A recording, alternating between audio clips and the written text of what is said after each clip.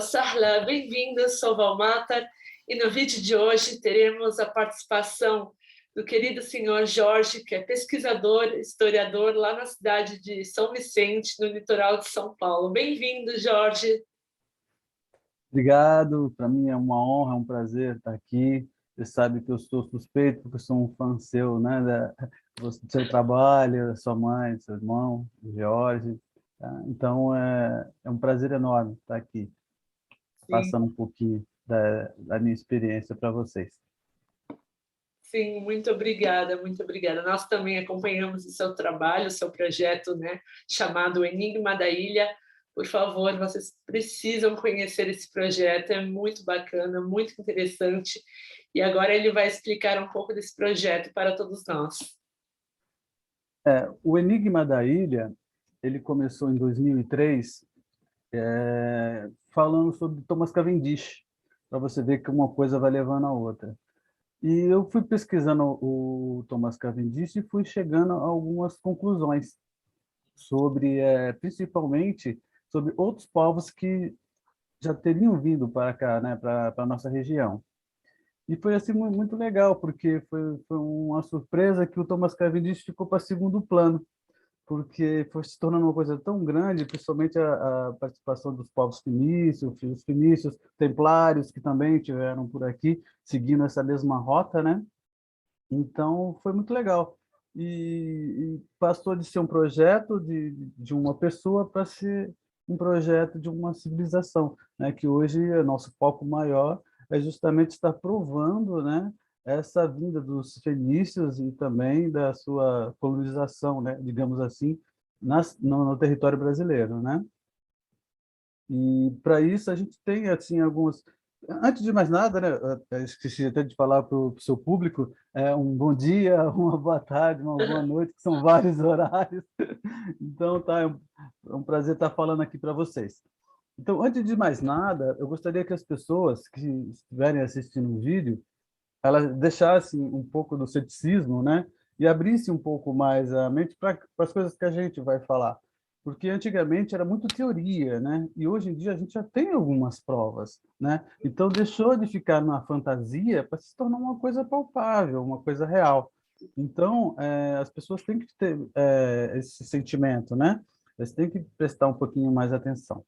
Então, é assim, eu vou começar falando sobre na questão dos fenícios, o que a gente tem de concreto, né? No descobrimento do Brasil, em 1500, antes disso, um navegador chamado Duarte Pacheco Pereira esteve aqui nas nossas terras em 1497. Ele entrou pela foz do rio Amazonas, isso é registro, tá, gente? Isso está em cartas, né, que foram enviadas por ele a Dom Manuel I, que na época era o rei de Portugal. Então, estão lá em Portugal, no Museu Nacional.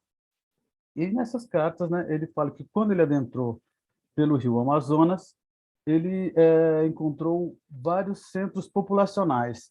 Então, a gente tem que prestar atenção aos detalhes, né? Como são essas narrativas, né? Vários centros populacionais, né? Descreveu assim essas cidades que ele encontrou, que foram duas. Uma provavelmente na ilha de Marajó e outra na borda direita do rio Amazonas. Então, quando ele fala sobre essas populações, dá a impressão que são mais avançados, né, do que tribos indígenas. Ele não ia falar, se referir dessa forma se fosse uns casebres. Não, ele fala que era uma civilização qual a cidade tinham portais, tinham praças, enfim. Esse é um relato dele em 1497. Eu até escrevi algumas coisas aqui para mim não me perder. Em 1535, já tem um outro relato, um outro documento, que são os documentos escritos pelo Fernando Oviedo. Esse Fernando Oviedo era um pesquisador, um historiador, e ele passou por papel a narrativa de alguns bandeirantes, isso em 1535. Essas narrativas, né, desses bandeirantes falavam que eles tinham encontrado uma cidade muito avançada no meio da mata, provavelmente ali na região do interior de São Paulo, perto de Goiás, naquela região. e ele descreve assim a mesma coisa, assim como uma cidade grande, né, com arcos de entrada, praças e templos, né? Isso em 1535. Indo um pouco mais à frente, né, em 1547, temos outros documentos que estão no Vaticano, que foram do André Lopes. Esse André Lopes era um padre, né, um frei jesuíta. E ele escreve ao Papa da época, dizendo que encontrou uma cidade fantástica, com portais com ouro, prata, uma civilização muito avançada, e que ele estava pedindo permissão ao Papa para catequizar, né, esses habitantes dessa cidade. Porém, isso foi negado, né? O Papa falou: não catequiza ninguém, sai daí e não fala para ninguém sobre esse local. O que dá a entender que a igreja, logicamente, né? Eu sou católico, mas infelizmente a igreja tem coisas assim como cruzadas, a Inquisição. A gente sabe que a igreja tem um lado assim meio não muito glorioso, assim, digamos, da história. Então, o que dá a entender é que a igreja enviou pessoas para lá, né, talvez mercenários, que para roubarem, né, as riquezas que o padre tinha falado, né, o Frei Lopes. Então, esses relatos todos, né, são documentos. E aonde estão essas cidades? O que aconteceu com elas? Né? Quem eram realmente? Eram índios? Eram incas, maias? Então, por tudo aquilo que a gente já viu, acredito que seriam colônias fenícias e tartessas, né? E, enfim, o começo seria praticamente isso, né? Sim, essa questão das cidades perdidas, né, mexe muito com o imaginário das pessoas até hoje. Muitas pessoas querem descobrir, né, por conta própria e acabam recorrendo aos livros, artigos, documentários que falam sobre essas possíveis cidades repletas de ouro, artefatos que estão aí nas florestas amazônicas e toda a vegetação e toda a floresta brasileira, porque a gente sabe que tem muita coisa que ainda não foi descoberta, né?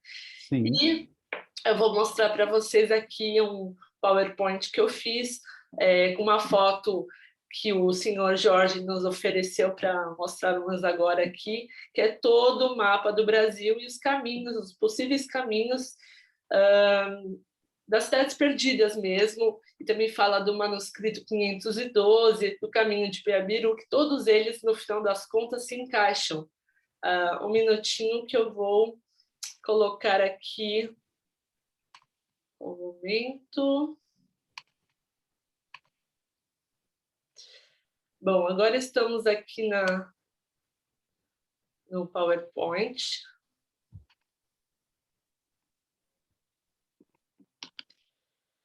Em busca dos vestígios fenícios pelas matas brasileiras. É o tema de hoje. Então, como o senhor Jorge acabou de dar essa introdução, vamos agora ver no mapa os possíveis caminhos e cidades, enfim. Aqui é o Jorge, o senhor Jorge, com o projeto dele, o Enigma da Ilha. Ele também trabalha no Instituto de Pesquisas Arqueológicas e Históricas, não é? Isso. Sou presidente do IPAB, né, e sou diretor de pesquisas do Instituto Histórico e Geográfico de São Vicente. Sim, sim, muito bom.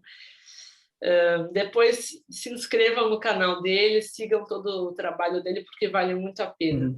Obrigado.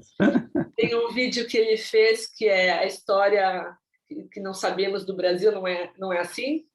Isso, a história que o Brasil, O Brasil né, não conhece. isso. Que é justamente falando sobre essas cidades e sobre os fenícios. Sim, é um vídeo muito bacana, recomendo. Depois nós temos esses artefatos que foram encontrados recentemente pelo senhor Jorge. Nós ainda não temos nada comprovado, mas pode dar a sua opinião a respeito disso.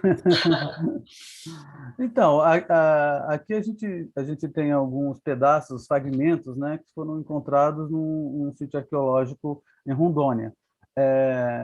você pode perceber que os detalhes, né, não são característicos de culturas indígenas, né? Poderiam ser maias, sim, poderiam ser maias ou astecas, que eles tinham esse trato com a cerâmica, né? Mas o que me indica que seriam possíveis peças fenícias são as marcações de letras, né, que a gente encontra em alguns artefatos, alguns pedaços, né? E também as figuras, né, como a serpente, né, não está aqui, mas tem outras figuras também que é um carneiro. Então, um carneiro para mim foi assim uma coisa muito marcante, porque não existem carneiros aqui, né? Na América do Sul. Então,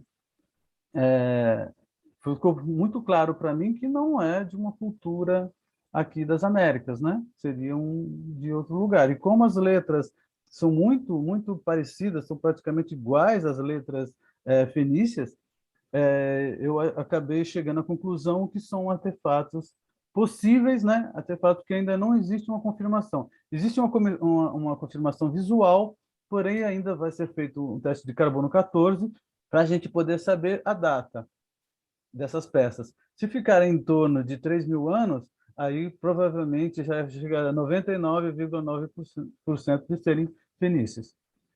Sim, sim.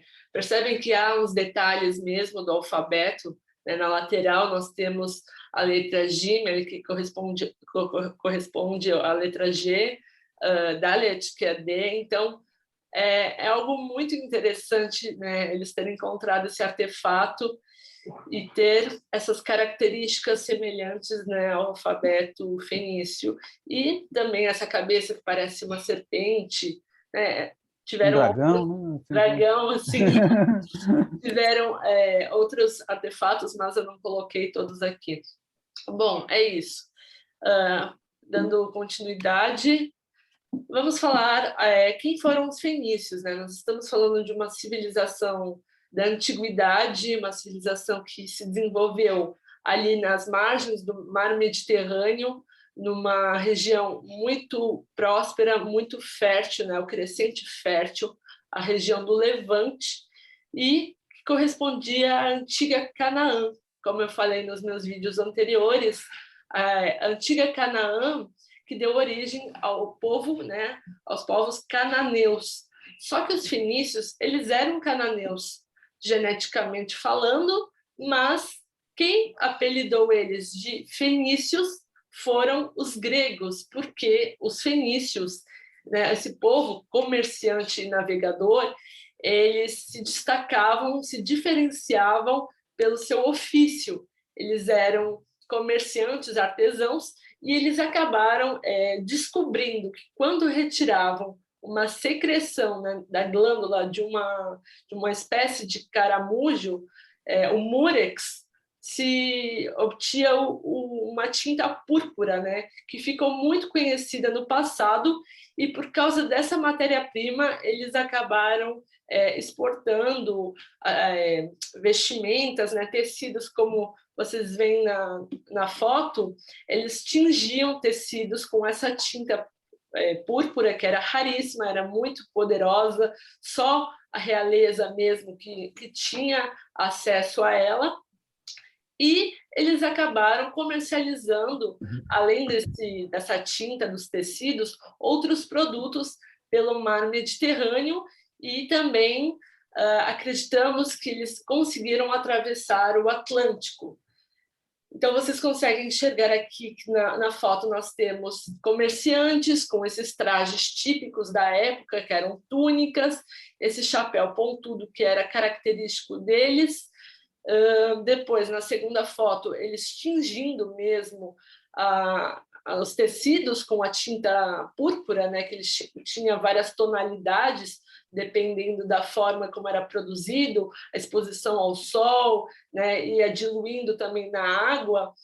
E também nós temos na terceira foto um alfabeto fenício e um barco fenício.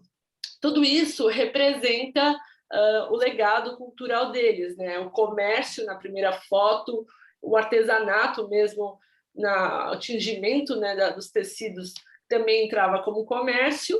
E na terceira foto nós temos esse legado, o grande legado deles, que foi a introdução mesmo do alfabeto fonético fenício, que deu origem a todos os outros alfabetos pelo mundo. Isso é, de fato, um grande tesouro, um grande presente que os fenícios deixaram para nós, né, na atualidade.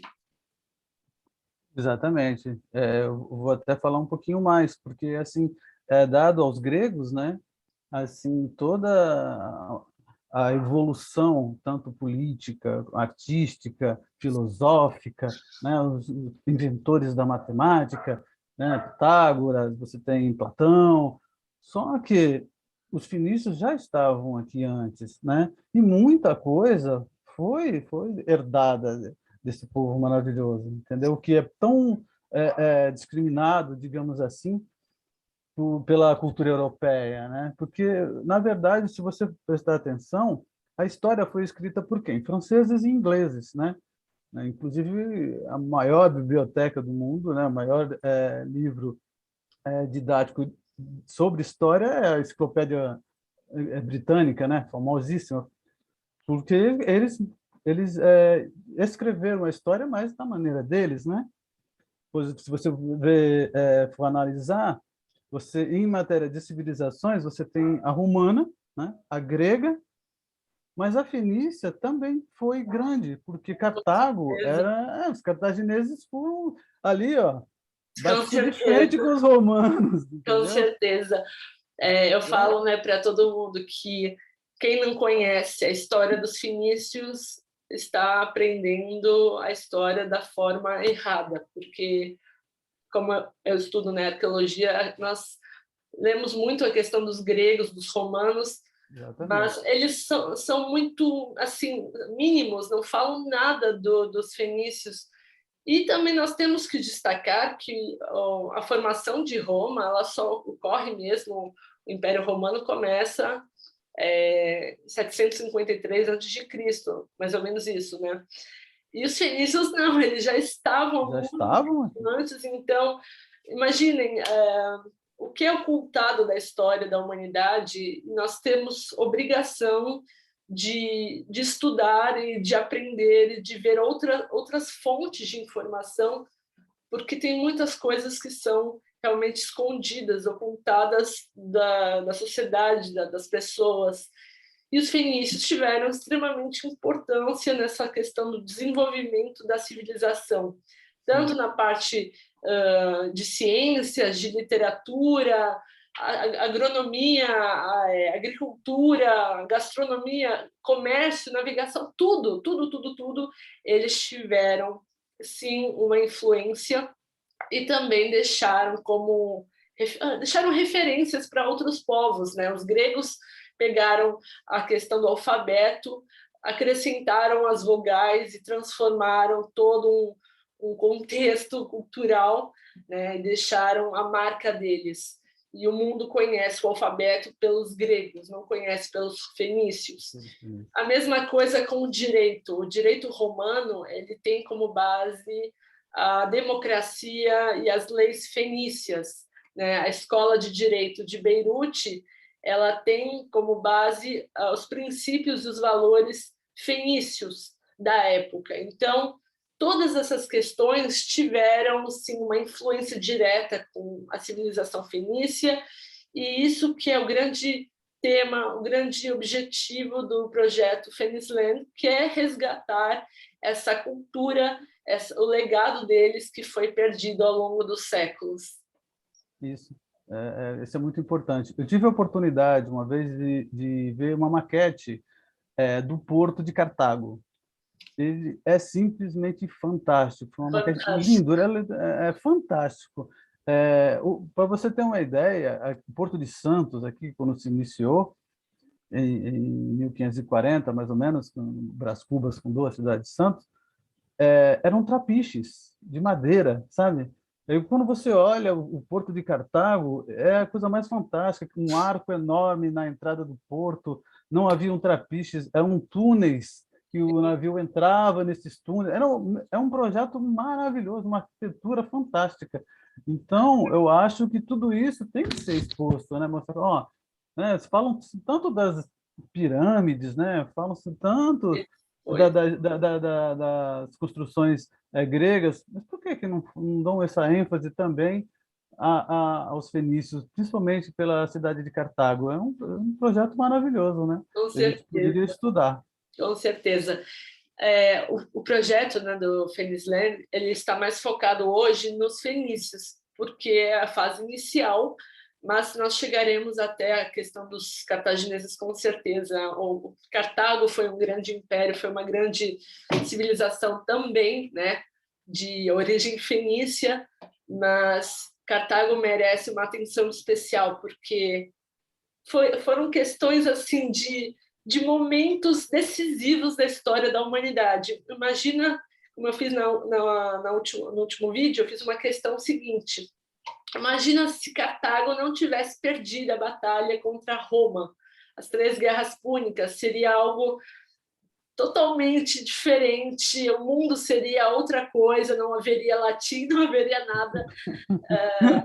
Então, assim, o mundo liderado pelo Império Cartaginês. Eu acho que seria uma coisa bem estranha, mas talvez seria interessante, talvez teria evoluído, ninguém sabe como seria, mas cabe essa curiosidade, né, para nós pesquisarmos mais e sei lá, fazer uma reflexão a respeito Reflexão. disso, porque foram questões mesmo muito decisivas naquela época. Roma estava ali, quase já naquela decisão ali, pá, eles ganham. Então, realmente o mundo seria muito diferente, a história da humanidade seria outra, mas tudo tinha que acontecer e acontecer desse jeito. Roma É. vence, Cartago perde, infelizmente. Mas Cartago também sofreu na questão cultural, porque os romanos não deixaram barato e acabaram destruindo todo o acervo cultural deles, Sim. bibliotecas. Na própria Fenícia também foram atacados, as bibliotecas magníficas que tinham lá foram destruídas, e o pouco que nós sabemos hoje foram, né, graças aos seus inimigos, digamos assim, gregos, romanos, os outros povos ali cananeus que também tinham um pouco de conflito e tal, mas é isso. E o mais assim é que a gente fica assim a ficar a pensar é porque os fenícios, né, no início, eles não eram um povo guerreiro, eles não eram assim dados à guerra, a conflitos, né? Pelo contrário, qual o comerciante que vai querer brigar com seus vizinhos? Não existe, Com né? certeza, com Porque senão, certeza, se o dono da padaria for brigar com todo mundo que entrar na loja dele, ele não vai vender para ninguém, né? Então, com certeza. essa tendência dos fenícios no começo é um pouco dá um contraste diferente em relação a Cartago, né? Porque os cartagineses, na verdade, eles foram oprimidos pelos romanos, né? O Império Romano ele exigia, né, tributos, ele exigia que as pessoas pagassem pelo aquele território que eles ocupavam. Então, eu acho que só chegou aonde chegou a questão Cartago contra Roma devido a essa pressão romana mesmo, né? Sim, E eu li a no, respeito dos cartagineses com os romanos, que aparentemente no início eles tinham uma relação amistosa, era uma situação boa, mas depois dos anos tal foi esquentando a relação e infelizmente gerou todo esse conflito. Vamos ser um pouco positivos. Imagina que Cartago e Roma não fizessem brigas, batalhas, estivessem como aliados mesmo no território e comercialmente falando, seria muito bom, porque o Império Romano era forte, poderoso na parte militar. E Cartago, pela sua herança fenícia, né, eles tinham o dom do comércio, né, da navegação. o poder da palavra, o dom da palavra, né, de você conseguir cativar outros povos e pegar, né, uma clientela, digamos assim. Eles eram comerciantes, realmente. Os fenícios não tinham a identidade guerrilheira, eles não Guerreira. eram bárbaros. Eu li um artigo muito interessante que os fenícios foram para educar os bárbaros da Europa. Eu achei isso muito engraçado, porque realmente os fenícios eles não eram um povo para a guerra. Os cartagineses, sim, porque tiveram que Tiveram que se moldar a isso. claro, e tiveram que sobreviver a isso, tiveram que aprender e ir para a batalha. É diferente dos fenícios que tinham uma boa relação com os seus vizinhos, e também sabiam lidar com situações através mesmo de diálogo, de negociações. Eles sabiam negociar com os outros povos, isso que era muito bom e que transformou eles nos grandes comerciantes do Mediterrâneo e também, né, de outras partes do mundo que ainda são misteriosas, mas estamos aqui para desvendar esses mistérios. Tá certo. Bom, vamos prosseguir aqui. Os fenícios vocês já entenderam quem eles foram, né? Viviam no Mediterrâneo, na faixa ali entre o sul da Síria, Líbano, Israel, Palestina, e também era a antiga Canaã. Hoje corresponde a esses países. Naquela época, como eu falei no início, tinham outros cananeus, mas esses fenícios, esses cananeus que eram da costa litorânea, né, da faixa do litoral, que eram chamados assim porque acabavam trabalhando com a tinta púrpura e essa tinta ela manchava a pele, manchava o corpo. Então, os gregos apelidaram eles de fenícios porque vem da palavra fênix, que representa mesmo pessoas de pele avermelhada, digamos assim. Então, foi por isso que nomearam, colocaram esse apelido para os cananeus do litoral. Bom, agora vamos ver como eram as embarcações fenícias, né? É uma coisa muito interessante porque ela também serviu como referência para outros povos, como os gregos e os vikings. Se vocês pesquisarem no Google, é nítido que aparece que as embarcações são idênticas aos fenícios, dos fenícios. Aqui nós temos na foto azul um barco que foi encontrado na cidade de Mazarrón, na Espanha. E aí pesquisadores, né, eles encontraram os restos desse barco e foi muito interessante porque fizeram um documentário mesmo, está disponível no YouTube, no Google, enfim, vocês podem pesquisar. E as embarcações fenícias tinham dois tipos, né? Tinha o navio mercante, tinha aquele para guerra também, que mais tarde seria muito útil. E tinha os dois tipos, birreme e trireme. A trireme são essas que eram de três lados, né? Eu não sei explicar muito essa parte das embarcações, o senhor Jorge com certeza deve saber mais. E a birreme utilizava dois lados, é isso. É isso, tá certo. Bom, e depois essas embarcações elas eram feitas de madeira do cedro. O cedro é o nosso símbolo nacional da bandeira do Líbano. Então, essa madeira era muito resistente, ela não como fala, não quebrava, não acontecia nada com elas porque ela era muito forte e resistia ao tempo, resistia a tempestades, em climas pesados durante as travessias. Então, foi a melhor escolha para a construção mesmo desses barcos. Também a madeira do cedro ela foi muito utilizada para a construção de templos, de palácios. O próprio rei Irã de Tiro forneceu a madeira do cedro para a construção do Templo de Salomão, Templo de Jerusalém, depois de um acordo comercial entre os dois reinos. E a madeira do cedro também é muito simbólica, porque há passagens nas escrituras, né, na Bíblia, que falam dessa preciosidade que é o cedro libanês, o cedro fenício. É isso. Então, agora vamos ver as rotas fenícias pelo Mediterrâneo.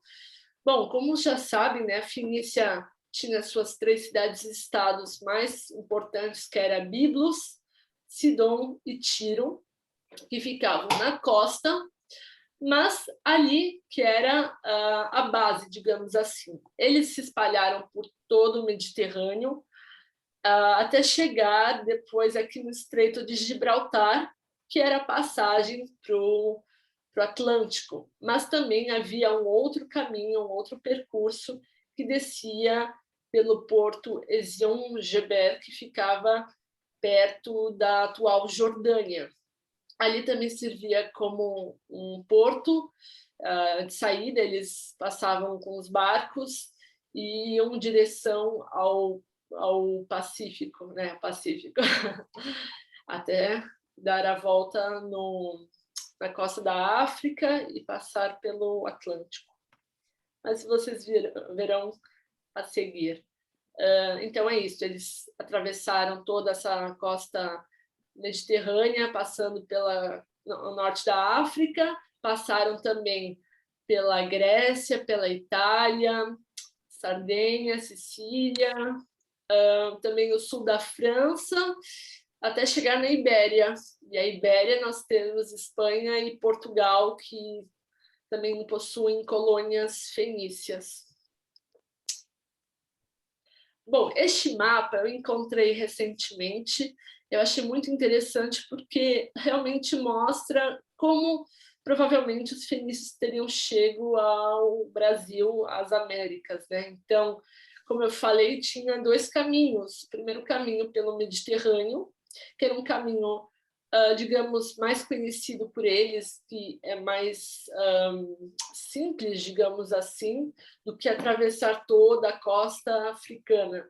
Como é o segundo caminho, como eu falei, descia pelo porto Ezion-Geber e passavam por essa região onde atualmente é a Arábia Saudita, é o Golfo, né?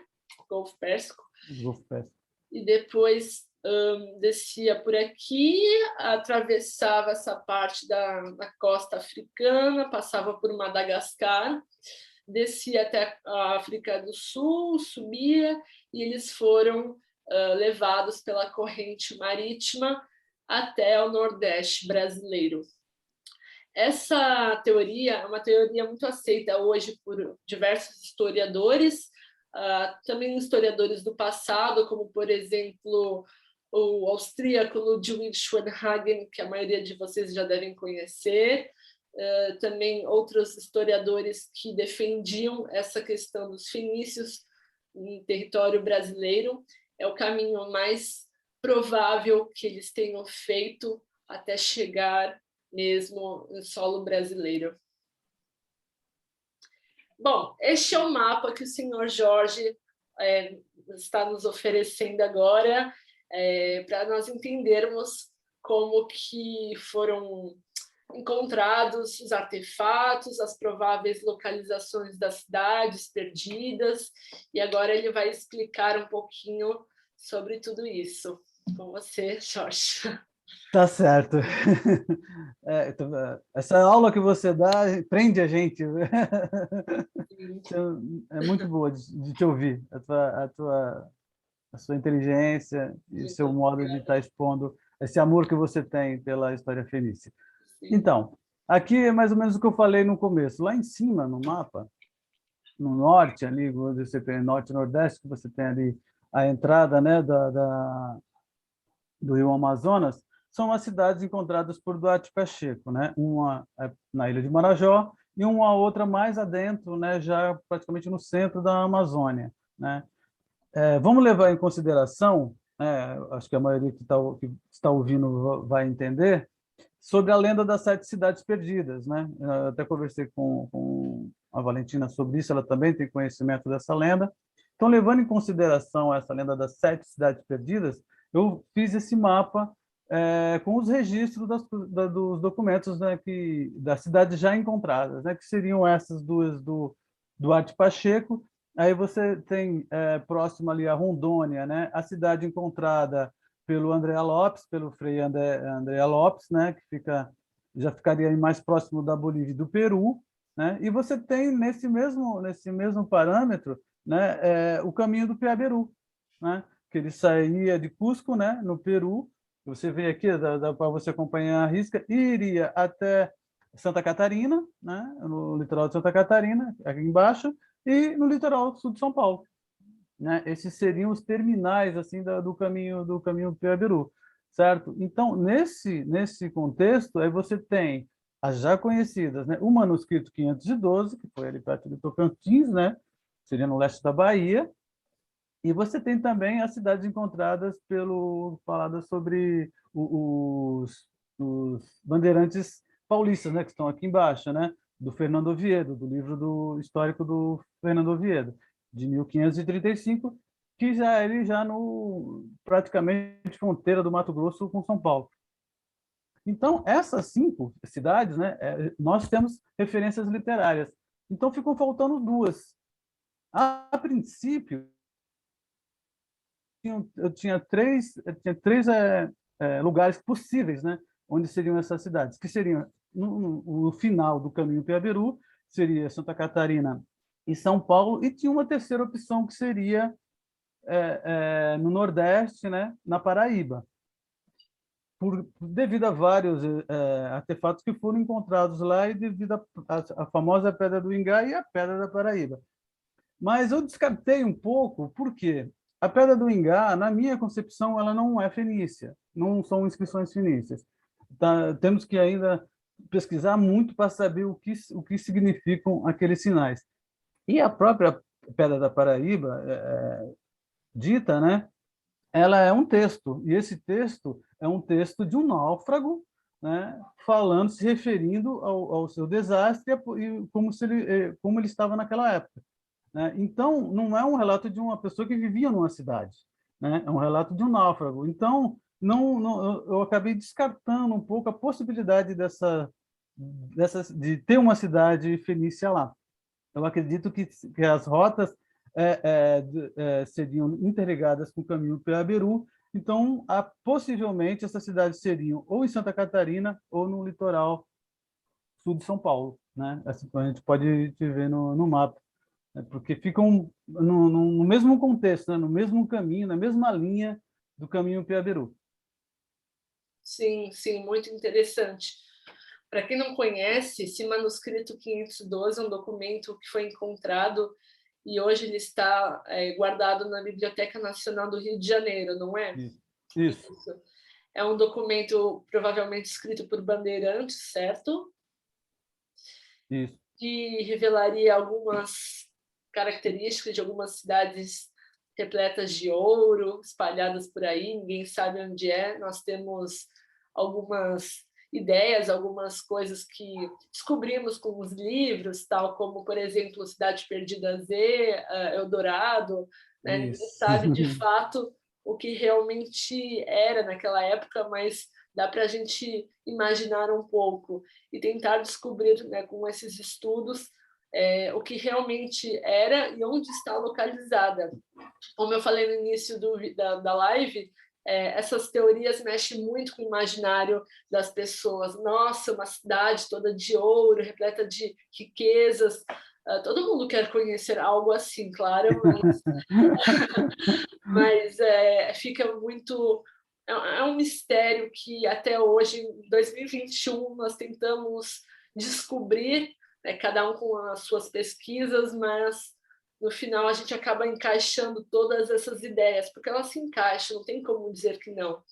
Essa questão dos fenícios no Brasil é porque nós temos alguns vestígios já comprovados, por mais que existam pessoas que são contra, que acreditam que não, que os fenícios não foram ao Brasil, que os fenícios não atravessaram o Atlântico, mas ainda é uma luta para tentar convencer essas pessoas que sim, que provavelmente, tem que falar essa palavra, provavelmente sim, os fenícios estiveram antes de Cristóvão Colombo, antes de Pedro Álvares Cabral, em território brasileiro. Essas pedras, essas inscrições em petroglíficos e todas essas coisas que são encontradas, né, ao longo dos anos, elas estão aí realmente para comprovar que sim, houve uma visita, uma não, mas diversas visitas do povo fenício no Brasil. Uma rota comercial. A rota comercial. Eles eram comerciantes, eles estavam em busca de novas terras, de novas riquezas, né? Então, para eles não bastava o Mediterrâneo, eles precisavam explorar e conhecer as terras mais longínquas e distantes possíveis. Isso que realmente nós acreditamos que aconteceu. Esses caminhos, né, que são Biabiru, enfim, nós temos outros fatos, né? As pessoas costumam questionar: mas como que eles conseguiram atravessar, como que eles conseguiram entrar na floresta amazônica, por exemplo, naquela época, sem conhecimento algum de bichos, de buracos, de coisas assim, né? Que acaba acontecendo mesmo com exploradores atuais, o medo de estar em um local desconhecido. Então, os fenícios, eles tinham habilidades com vários campos de domínios e, enfim, e eles também dominavam muito a questão de arquitetura. Eles tinham uma inteligência fora do comum, eu acho que é isso. Então, quando fala, os fenícios entraram por dentro das matas brasileiras, eles tinham um poder, eles tinham alguma estratégia para não acontecer nada de grave com eles, para eles não morrerem, para eles não serem mortos por bichos. Eles tinham as próprias, como fala, não é soluções, mas digamos assim, peripécias ou artimanhas para realmente conquistarem e realizarem os objetivos deles, né? Então, assim, os fenícios dominavam a arquitetura, dominavam o comércio, dominavam várias coisas que foi bom, foi benéfico, eles conseguiram o que eles queriam, entrar no Brasil, pegar ouro, enfim, né, riquezas, mas eles também dominavam a questão dos minérios, né? Eles tinham o lado comercial deles, mas eles tinham essa questão de entrar mesmo dentro das grutas, dentro das Minas Gerais, né, que nós temos aí, e é isso.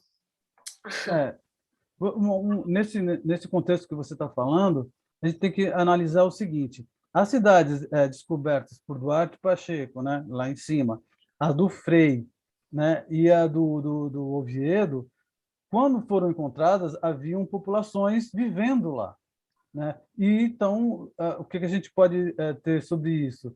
Que até meados do século XVII ainda existiam pessoas nessa cidade, ainda existia vida nessa cidade. Estavam em decadência? Sim, eu acredito que estavam em decadência, mas ainda existiam pessoas lá. Já em questão ao manuscrito 512, já não existiam mais pessoas. O que foi encontrado foi uma cidade vazia, ruínas, né? Esse é o relato que tem no manuscrito. Tá? Então, o que se dá a entender é que durante o século XVI, né, do descobrimento até o final do século XVI, houve assim um massacre generalizado, né? Tanto é que nós temos os conflitos, né, que é a Guerra do Tamoios, né, a Confederação dos Tamoios, que exterminou os índios aqui de São Paulo, né, ali da região do Vale do Paraíba, de Ubatuba, enfim, eles foram eliminados, né? E no Nordeste, na região do Manuscrito 512, teve a Confederação dos Cariris, né? Que foi chamada também de Guerra dos Bárbaros, e que eliminou todas as etnias indígenas, principalmente da etnia G. Então, o que tinha de história morreram com essas pessoas, né? A gente Sim. não tem mais acesso, foi enterrado junto com eles. Então, o que fica muito claro é que durante o século XVI houve uma matança indiscriminada dos povos indígenas, e esses povos dessas cidades que habitavam nessas cidades, eles foram exterminados juntos. É o que se dá a entender. Sim, exatamente. Muitas tribos indígenas podiam relatar algo sobre aquele passado, né? Tem a memória, a genética, enfim, tem toda uma questão, tradições também deixadas ao longo dos anos, Sim. infelizmente com com todas as invasões, com todos os conflitos, tem coisas que já não são mais possíveis de descobrir. Eu acredito ainda muito de fazer novas pesquisas e tentar mesmo ter contato com alguma tribo indígena para ver se eles sabem, se tem alguma informação, mas eu acho que esses artefatos também já não se mostram muita coisa, é um caminho bem extenso pela frente. Nós temos não só essa questão dos fenícios, mas também nós temos influências de outros povos que provavelmente também teriam vindo para cá, como sumérios, hebreus, egípcios. Então, tem uma mistura, digamos assim, dos fenícios com esses povos aqui no Brasil, né? Então, tem isso também. Mas é isso. Essas coisas são claras até em alguns detalhes históricos, né? Por exemplo, a linha de Tordesilhas, né? A cidade que fica na fronteira onde seria Portugal e Espanha, né? Da colônia, né? No Tratado de Tordesilhas, chama-se Cananéia, né? Foi o primeiro lugar onde foram deportados os cristãos novos, né? De Portugal, né? Foram os famosos degredados e foram jogados nessa cidade chamada Cananéia. É bem sugestivo, né? Sim, sim. Além de outras cidades, né? De acordo com o pesquisador Ludwig Schwanhagen, no livro Antiga História do Brasil, ele fala das cidades pelo território brasileiro com características mesmo fenícias. A palavra que eles colocaram, por exemplo, a cidade de Tutóia. Tutóia é aparentemente indígena, mas tem uma origem fenícia, de acordo com os estudos dele. E todas as cidades também com Caraguatatuba, Caraíbas, acho que é Carapi, eu não sei agora. Parapicuíba. Trava-línguas. Todas com o prefixo car também seriam de origem fenícia, também de influência de outros povos da antiguidade. Mas, sim, Cananéia. E você falou do litoral de São Paulo, eu até tinha pensado nisso um tempo atrás, mas não dei continuidade nos meus estudos. É bem interessante saber, porque Rio de Janeiro nós temos mais informações de lá, né? Da Pedra da Gávea, Praia da Gávea. que é muito misteriosa até hoje, né? As pessoas são divididas no debate entre sim, foram os fenícios que fizeram as inscrições, não, foram erosões do tempo, coisas geológicas, mas não tem, eu acho, como negar. A Pedra da Gávea, ela é uma pedra muito misteriosa, muito enigmática. Existe até um vídeo de uma campanha da Johnny Walkers, um tempo atrás, em 2013, fizeram, e depois virou um vídeo de debate político, que era um gigante saindo, né, levantando, e esse gigante era, se eu não me engano, era o Pão de Açúcar ou era a Pedra da Gávea, que estava adormecido, e que ele estava levantando, e no final fala o gigante acordou, o gigante levantou, enfim.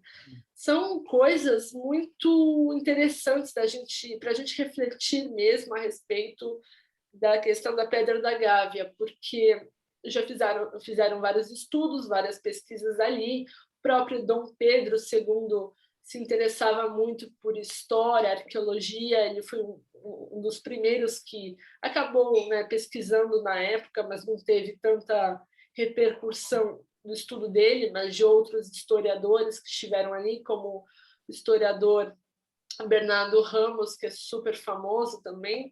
Eles falam dessa possível inscrição fenícia mesmo ali na pedra, e diversos curiosos, pessoas que gostam de história também já estiveram ali, já escalaram, porque é uma pedra de escalagem. Então é uma coisa muito interessante e que fica marcante na história brasileira, porque imagina, se os fenícios chegaram ao Brasil, então toda a história que nos foi ensinada na época de escola, de universidade, ela está errada, ela está... Sem dúvida, sem dúvida. A história mundial. A história mundial está completamente modificada, manipulada, né? As pessoas precisam entender que é o seguinte: os fenícios sim tinham capacidade de atravessar o Atlântico, porque esses vestígios, eu acho que, mas eles podem ser falsificados. Tem muitas coisas que são falsificadas, mas tem outras coisas que é um pouco duvidoso de serem falsificadas. Eu acredito mesmo na veracidade, que elas são, de fato, artefatos dos fenícios, algo que foi escrito, deixado por eles, porque como se fosse uma marca de lembrança, digamos assim. Quando a gente viaja, quando a gente conhece um lugar novo, a gente quer deixar nossa marca ali. Todo mundo já fez isso algum dia. Eu fui para uma cidade, escrevi na parede, escrevi numa pedra, escrevi, enfim. Então, eu acredito que os fenícios podem ter feito isso, não só na Pedra da Gávea, mas também em outros locais, deixados rastros mesmo, ou deixado homenagem, prestado algum culto aos deuses deles na época. Tem vários fatores que levaram essas possíveis inscrições deixadas no território brasileiro. E como eles eram um povo comerciante, navegadores, eles não se fixavam, eles não ficavam muito tempo em algum lugar. Eles eram nômades, digamos assim, nômades marítimos. Então, eles se estabeleciam, criavam colônias e saíam, iam embora. Essas colônias foram deixadas, foram criadas em várias partes do Mediterrâneo, dentro do Mediterrâneo, em várias localizações, onde hoje nós temos os países já formados, tal, mas as colônias também formadas por eles no Atlântico ainda é um pouco desconhecido, um pouco misterioso. Mas como você falou, tem cidades que levam tais nomes, tipo Cananeia, já é um pouco curioso, Como que colocaram esse nome? Por quê? Cananeia, Canaã. Canaã era a terra deles, então tudo faz sentido. E tudo faz sentido. Tudo faz sentido e tudo tem um mistério por trás, um enigma, como é o nome do seu projeto, um enigma da ilha, um enigma dos fenícios, que nós estamos agora aqui para tentar decifrar esse enigma, Enigma Começar. Sim, começar a tentar decifrar esses mistérios com todos vocês. Aí por isso que é muito importante que todos perguntem, tirem suas dúvidas nos comentários, justamente para a gente saber o que nós podemos falar nos próximos vídeos. Exatamente. É isso. Mais alguma coisa para essa foto? Ou podemos... Não, acho que já foi tudo falado, né? Acho que não tem mais nada, não. Tá bom, então, deixa eu passar. Então, o manuscrito 512 que nós já falamos ali, um documento muito importante que fala das expedições realizadas por bandeirantes, não sabem quem escreveu este manuscrito. Ele está guardado no acervo da Biblioteca Nacional do Rio de Janeiro, 7 chaves, mas tem uma cópia em PDF disponibilizada na internet. Quem quiser dar uma olhada, é interessante. Bem interessante. Então, o Percy Fawcett, ele foi um explorador britânico, Nós acreditamos que ele fazia parte de algum grupo secreto, ele tinha um conhecimento muito avançado, ele era uma pessoa interessada em história, em arqueologia, em cultura, e ele resolveu explorar essa região do Amazonas mesmo, uma divisão entre o Brasil, a Bolívia e Peru. Então tinha algum mistério que estava na cabeça dele, que ele queria desvendar, que é a Cidade Perdida Z, que é este livro aqui. Nós temos algumas informações das expedições dele, e infelizmente ele acabou sumindo, a última expedição dele, ele foi com filha, com um assistente, e foi a última vez que viram ele de fato, e não se sabe o que aconteceu. Há diversas teorias, que ele foi morto por algum animal, ou pelas pelos indígenas da tribo Kalapalo, digamos, assim, acho que é isso, mas ninguém sabe de fato o que realmente aconteceu.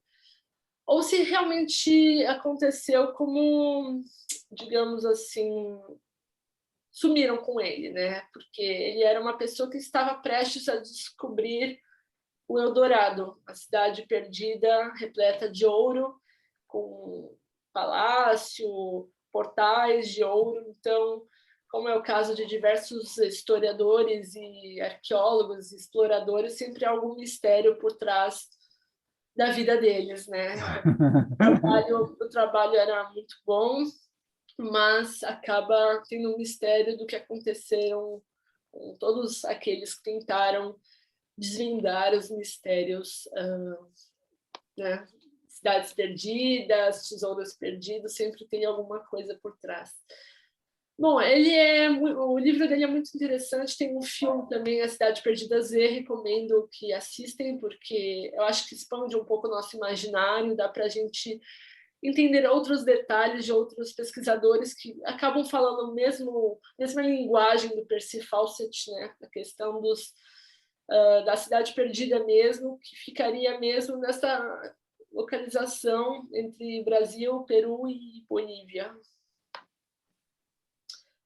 Bom, Ludwig Schoenhagen, ele foi um austríaco, ninguém sabe o rosto dele, ninguém sabe como ele era, mas era um professor na juventude dele mesmo, acho que na faixa de 24, 26 anos, por aí, que dava aulas ali na Nordeste brasileiro, se estabeleceu em Teresina, em Piauí, e também ele foi muito importante porque ele realizou várias expedições pelo Brasil, conheceu muitas tribos indígenas, conversou com elas, obteve muitas informações da história do passado brasileiro, que é extremamente importante para nós entendermos mesmo a nossa história hoje atual, nossa vida hoje na sociedade. Ele fez diversas pesquisas, mas também não se sabe o que aconteceu com ele, se ele foi morto por algum bicho, por alguma tribo, se desapareceu mesmo nas florestas e não se sabe nada da vida dele, mas que ele era um pesquisador, um historiador muito divertido, interagia com as pessoas, gostava de aprender, de ler livros e conhece muito bem a história dos fenícios no Brasil. Ele também fez muitas pesquisas a respeito das inscrições petroglíficas nas florestas e também defendia a questão da teoria das 7 cidades, como o senhor Jorge mencionou.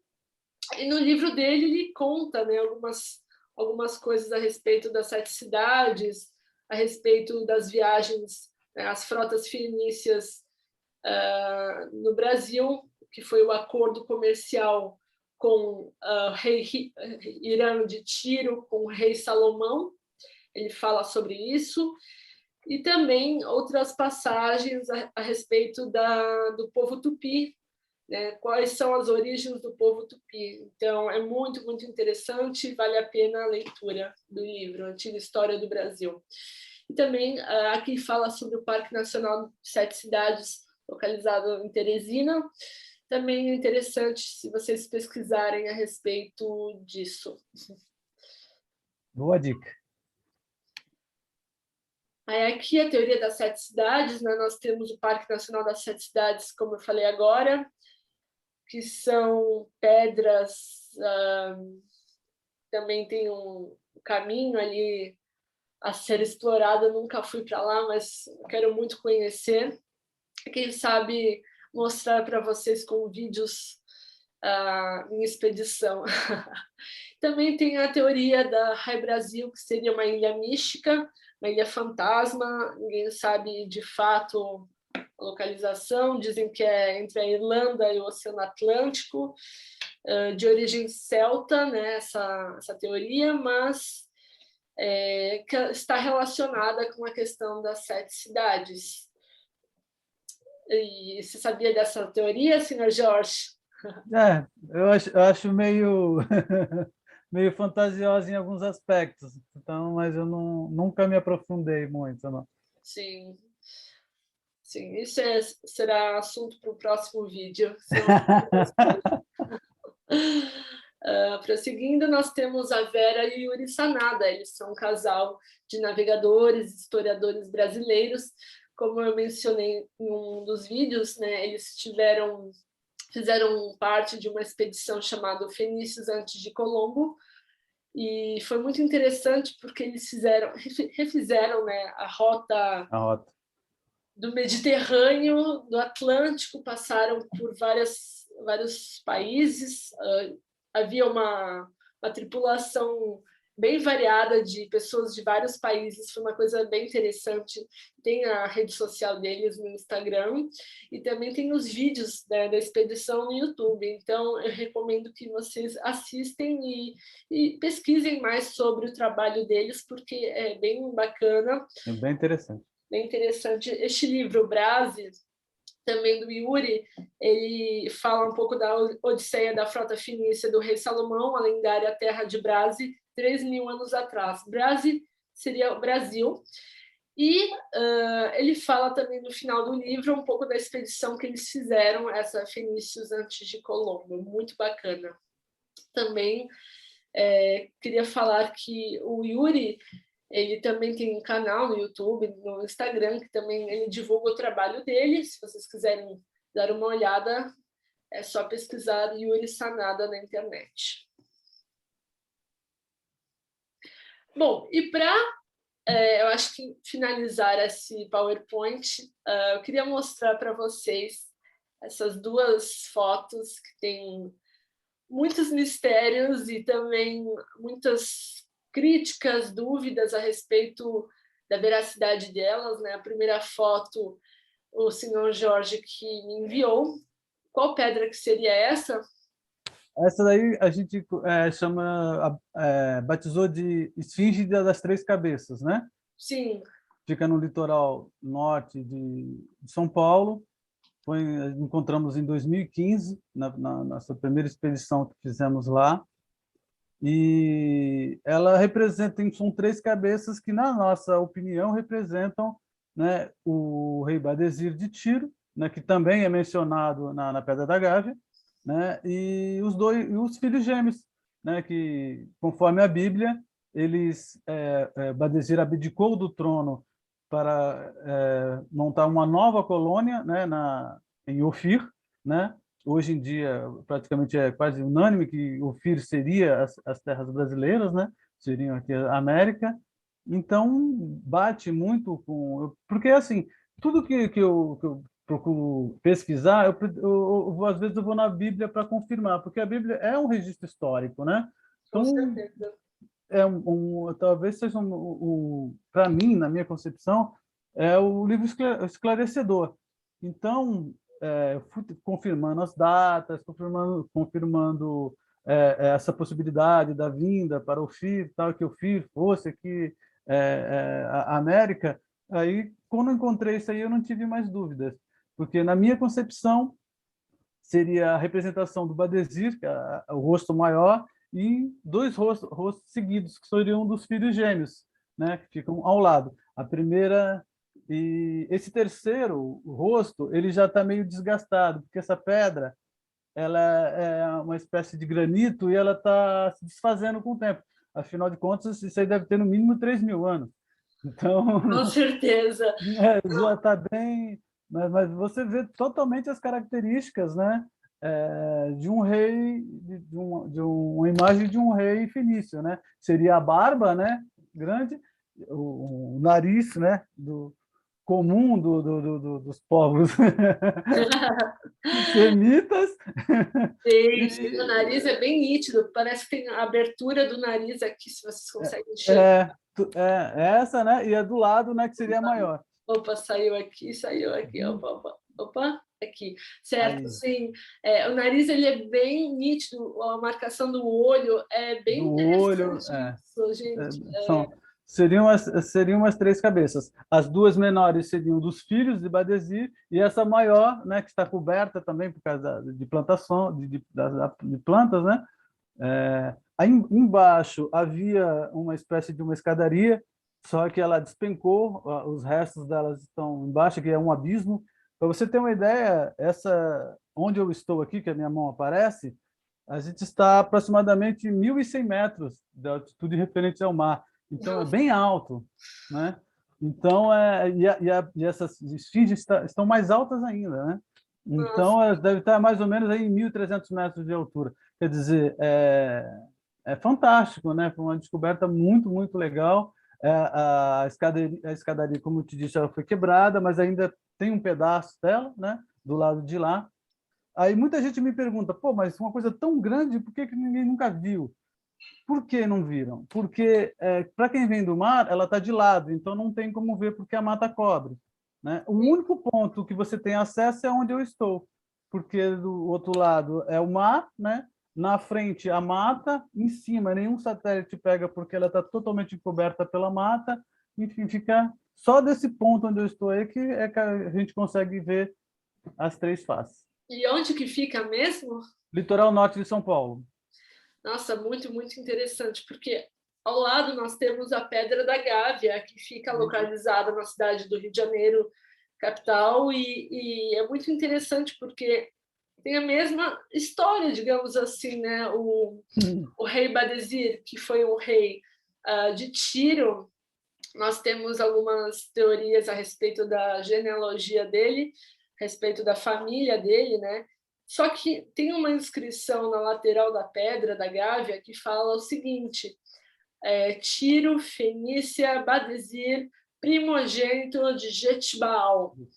Só que na tradução tem algumas dúvidas, tem algumas pessoas que falam, mas será que ele era filho de Jetbaal ou ele era pai de Jetbaal? Porque também tem uma teoria que fala que Badesir tinha 2 filhos gêmeos e que Jetbaal seria o nome deles, Jet e Baal, os dois. Mas até agora não sabemos de fato. Eu acredito mais na teoria que Jetbal foi o pai dele e que não fala dos filhos dele nessa frase, nessa inscrição. E eu tenho total certeza, não tenho mais dúvida que essa face dessa pedra, o imperador, é sim um rosto fenício. Tanto que já fizeram 2 filmes a respeito dessa possível inscrição fenícia, desse enigma mesmo da Pedra da Gávea, né? E fizeram documentários, mas nada muito relevante, porque eles sempre deixam um mistério no ar, eles não confirmam nada, então a gente fica meio que perdido nessa história. Tipo, é verdade? É mentira? É uma questão de acharmos que é um rosto humano, mas na verdade é só uma pedra, erosão do tempo, enfim. Mas se vocês perceberem, ele tem já 2 olhos, uma boca, uma cabeça. E tem outras fotos que, dependendo do horário que a foto foi tirada, ela realmente parece muito um busto, um rosto de um imperador. Já compararam até o rosto de Dom Pedro II. É uma coisa bem bizarra, bem engraçada, porque chamavam ele de... Ele era um imperador, então eles comparam essa figura como se fosse Dom Pedro. Mas, no entanto, nós também temos outras questões, né, mais misteriosas, mais polêmicas, que fala da questão dos gigantes, né, adormecidos, gigantes de pedra. E essa cabeça, né, da Pedra da Gávea, ela é muito interessante, porque realmente parece que é um corpo deitado, né? Tem a parte lateral que parece que ele está deitado, assim, como se fosse uma esfinge, digamos assim. O corpo de leão, a cabeça humana, uma coisa bem, bem maluca, mas que desperta a curiosidade de muitas pessoas. Bom, eu acho que era isso que nós queríamos transmitir, trazer um pouco dessas informações. Espero que tenha ficado claro, que vocês perguntem, tirem suas dúvidas nos comentários, como eu falei. E Isso é aí. com você, seu Jorge. Tem alguma Eu coisa? Tá, eu só queria acrescentar que, junto com a Esfinge de Três Cabeças, né, que se foi uma obra da natureza, realmente a natureza estava bem inspirada, né, porque fazer três, três rostos iguais é como o raio cair três vezes no mesmo lugar, mas tudo bem. Eu queria falar também sobre as inscrições, né? Eu acho que você não mostrou, mas existem várias inscrições em Tartesso, né? Que era um povo ligado aos fenícios, que acompanhava os fenícios nas suas navegações, e que estão abaixo dessa esfinge, né? De três cabeças. Existem várias que ainda não conseguimos decifrar, mas existem várias marcações do alfabeto Tartesso nessas pedras, o que confirma, né? Assim, essa teoria é, dos fenícios aqui no Brasil. Muito interessante. Outra dúvida que o senhor Jorge me contou uma vez a respeito dos tartessos, que eu acreditava que os fenícios eles eram ourives, que eles produziam bons ouros, né? Assim, joias, enfim. Só que ele me informou que os tartessos, eles que eram os ourives, os artesãos destinados a esse trabalho com joias, com ouro, com a parte mais De artística, manipular manipular, assim, mais artística. Você vê que as joias fenícias elas são mais simples, né? Porque eles não tinham habilidades com isso, com essa parte artística. Eles foram aprendendo muitas coisas ao longo dos anos, evoluíram muito na questão da cerâmica, do vidro e em outras áreas. Mas quem realmente tinha esse talento eram os tateços, e os fenícios tinham acordos comerciais com eles. Eles compravam, revendiam, enfim, deles. E não que eles produziam, que eles faziam as joias, entenderam? É isso. É isso. Então, eu vou fazer as considerações finais aqui. Muito obrigada por assistirem, muito obrigada, senhor Jorge, pela participação, por ter aceitado o convite. Se inscrevam no canal dele e acompanhem o projeto Enigma da Ilha ou Felisland nas redes sociais. E espero voltar a ter outra live com o senhor para outros temas que o pessoal for pedir, né, solicitar nos comentários, tá bom? Muito, muito obrigada. Estou à disposição. E até uma próxima. Valeu, um abraço. Espera aí.